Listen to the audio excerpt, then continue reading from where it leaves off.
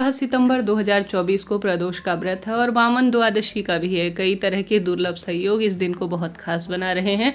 बहुत सर्वश्रेष्ठ और सरल उपाय जो आप आसानी से कर पाएंगे इस वीडियो में बताने समझाने का प्रयास करूंगी। इससे पहले हालांकि मैंने जो वीडियो प्रसारित किया है उसमें प्रदोष काल, पूजा का शुभ समय इत्यादि की संपूर्ण जानकारी दी गई है।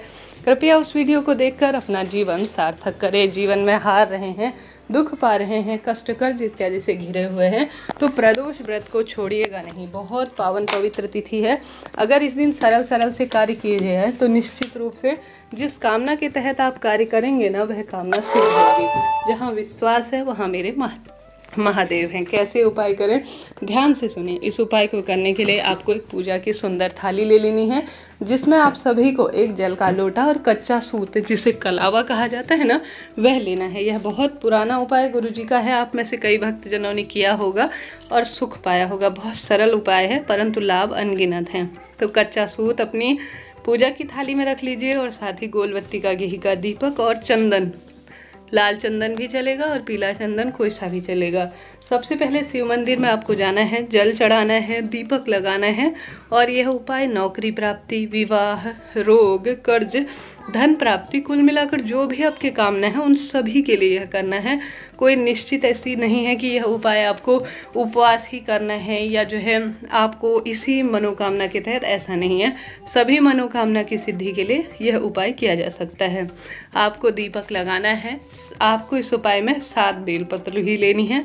शिवलिंग पर चढ़ी हुई बेलपत्र ले सकते हैं, नई पुरानी जैसी भी है बेलपत्र ले लीजिए और जो है महादेव के मंदिर में जल चढ़ाएं, दीपक लगा दीजिए। उसके बाद आपको नंदी महाराज के सामने बैठ जाना है। नंदी महाराज का जो उठा हुआ पैर है उस स्थान पर बैठ जाएं और 7 बेलपत्र जो है सबसे पहले एक के ऊपर एक, एक के ऊपर एक रख दीजिए। ठीक है। अब जो पीछे का जो डंडी वाला हिस्सा है उस स्थान पर नाम गोत्र बोलकर और आपकी जो मनोकामना है वह बोलकर और साथ ही जिस व्यक्ति के निमित्त कर रहे हैं, जैसे अपने लिए कर रहे हैं तो अपना नाम गोत्र बोलें, किसी अन्य व्यक्ति के लिए कर रहे हैं तो उसका नाम गोत्र बोलें और अपनी जो मनोकामना है जो उस व्यक्ति की वह भी बोलिएगा। एक के ऊपर एक, एक के ऊपर सभी बेलपत्र को जमा लीजिए, रख लीजिए और जो डंडी है उस पर धागा बांध लीजिए। धागा बांधने के बाद 7 बेलपत्र जो आपने ली हैं उसमें अच्छी तरह से चंदन का लेपन करना है। ठीक है। आगे के हिस्से में जो बेलपत्र हैं उनमें चंदन का लेपन करें, पीछे बेलपत्र में आप धागा बांध लीजिए। उसके बाद बेलपत्र को शिव और शक्ति का नाम स्मरण कर नाम गोत्र बोलकर, मनोकामना बोलकर आपको शिवलिंग पर इसे समर्पित कर देना है। गुरु जी कहते हैं इससे आने वाली विपत्ति दूर होगी, कष्ट संकट पीड़ा से भी आपको मुक्ति मिलती हुई स्वतः ही दिखाई देना आरंभ हो जाएगी। हार रहे हैं, दुख तकलीफ झेल रहे हैं, कष्ट कर्ज में जीवन हो रहा है तो यह एक बार प्रैक्टिकल स्वरूप उपाय कर देखिएगा। महादेव खुशियों से झोली भर देंगे, इस बात की गारंटी है। तो प्रथम उपाय हमने जान लिया, बढ़ते हैं दूसरे सरल से उपाय की तरफ। यह उपाय काफ़ी सरल है। जिन व्यक्तियों की नौकरी नहीं लग रही है गुरुजी ने उनके लिए यह उपाय बताया है। इस उपाय को हालांकि प्रतियोगी परीक्षा और साथ ही हर एक जो है उसके लिए किया जा सकता है, कोई दिक्कत की बात नहीं है। जैसे जो बच्चे का मन पढ़ाई में नहीं लगता, दुर्व्यसन की ओर अग्रसर है या हार रहे हैं जीवन में, उन व्यक्तियों को सभी को यह उपाय करना चाहिए। आप सभी को इस उपाय को करने के लिए 2 दीपक की आवश्यकता। ठीक है। या तो मिट्टी के लिए लीजिए या आटे के लिए लीजिए, 2 दीपक चाहिए। दोनों दीपकों में आपको गोल बत्ती लगा लेनी है। एक दीपक में आपको सरसों का तेल भरना है और एक दीपक में आपको घी भरना है। ठीक है।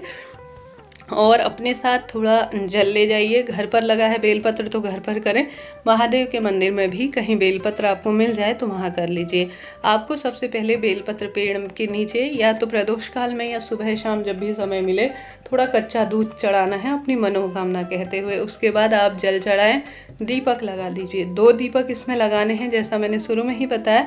अपनी मनोकामना कहकर गुरुजी कहते हैं जो उल्टा आपका हाथ है उस साइड सरसों के तेल का दीपक लगाएं, जो सीधा साइड है उस साइड आप सभी जो है विशेष तौर पर घी का दीपक लगाएं। उल्टे साइड सरसों के तेल का, सीधे साइड घी का दीपक। ठीक है। यह बात क्लियर हो गई। अब आप सभी को आ जाना है जो है बेलपत्र वृक्ष को ढोग लगाकर और जिस कार्य के लिए जा रहे हैं बस मन ही मन स्मरण कर लीजिए कि हे प्रभु, आज मैंने यह उपाय इस कार्य के तहत किया है, अर्थात जो मेरा काम बनना है उसके लिए मैंने बेलपत्र वृक्ष के नीचे 2 दीपक सरसों के तेल और घी का और विशेष तौर पर जो है जल और दूध का किया है। इस कार्य को सिद्ध करें, ऐसी प्रार्थना करते हुए आप प्रभु का सुमिरन करते हुए घर की तरफ आ जाए।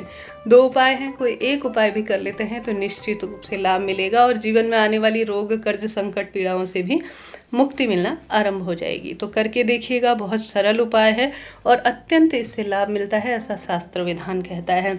2 दीपक का उपाय मैंने बताया। बढ़ते हैं तीसरे उपाय की तरफ। यह उपाय गुरुजी ने नवनिधि शिव महापुराण कथा में बताया था। कोई भी बात हो या कोई भी चीज़ के लिए आपको पूछना हो, जैसे कुंडली बनवाना, हस्तलिखित, कंप्यूटर वाली कुंडली, या आप जो है विशेष तौर पर किसी शुभ मुहूर्त या किसी भी चीज़ के लिए डेट वगैरह निकालना चाहते हैं, या कहीं ना कहीं हारी बीमारी के लिए कोई विशेष उपाय अपनी कुंडली अनुसार, कुंडली विश्लेषण के आधार पर पूछना चाहते हैं, तो मैंने शॉर्ट वीडियो डालकर अपना व्हाट्सएप नंबर जो मेरी टीम का है, जो ज्योतिषाचार्य हैं, उनसे आप बात कर प्राप्त कर सकते हैं ब्राह्मण दक्षिणा देकर।